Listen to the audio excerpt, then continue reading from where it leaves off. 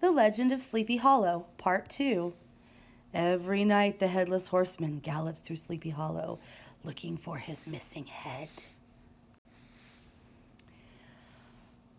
One of Ichabod Crane's music students was Katrina Van Tassel.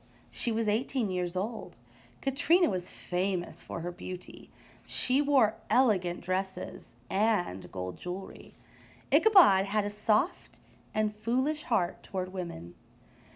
It was no surprise that he began to fall in love with Katrina. The girl lived on a farm on the banks of the Hudson River. A great elm tree spread its branches over her house. A stream bubbled up nearby. Near the farmhouse was a large barn. It was bursting with all the treasures of the farm. Ichabod's mouth watered as he looked at these treasures. He imagined what a feast all the animals would make. He pictured the pigeons in a pie. He saw the geese swimming in their own gravy.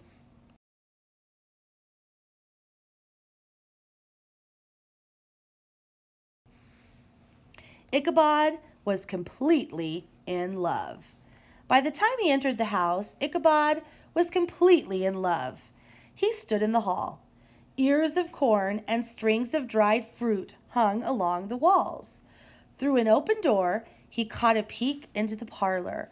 The chairs and tables inside shone like mirrors. Silver and china dishes filled a cupboard in the corner. Ichabod lost all his peace of mind. All he could think of was how to win Katrina's heart. As it turned out, this would not be easy. Ichabod had to face many challenges. He had to face many fearful enemies in the form of Katrina's country admirers. They all kept an eye on each other. They were ready to attack anyone who got in their way. A quarrel soon arose. Such was the daunting man that Ichabod Crane had to face. Most men in his place would have given up. But Ichabod was not afraid. He continued to woo Katrina in his own quiet way. Sometimes he would pretend he was going to her house to give singing lessons. Ichabod would sit with Katrina by the side of the spring. He would walk with her in the twilight. Brom Bones was not happy about this. A quarrel soon arose between him and Ichabod Crane.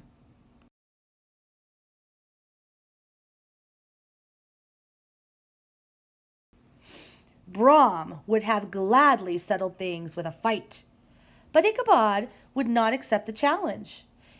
He knew he had no chance against Brom, but this only angered Brom even more. Bones and his gang began to play jokes on Ichabod. They broke into his schoolhouse and made a mess. Even worse, Brom took every chance to make fun of Ichabod in front of Katrina. Things went on like this for some time. He wanted to look like a gentleman. One fine autumn afternoon, Ichabod sat on his stool watching over his students. The children were busy working in their books. The schoolhouse was quiet. Suddenly, a man appeared on the back of a wild horse. He came up to the school door with a message for Ichabod. It was an invitation to a party at Katrina Van Tassel's house. After school ended, Ichabod spent a long time cleaning his suit. He fixed his hair in the mirror. For the party, he wanted to look like a gentleman. Ichabod borrowed a horse from the farmer he was living with. He rode off like a knight in search of adventures. Sweet thoughts. The sky was clear and calm. As Ichabod rode along, he looked happily at the treasures of autumn. All around him were apples hanging on the trees. He saw fields of corn with pumpkins beneath them. Soon he passed the buckwheat fields. The air smelled like honey. Ichabod imagined pancakes with honey on them, made by Katrina Van Tassel. Ichabod rode through the hills, feeding his mind with sweet thoughts. The sun began to set in the west.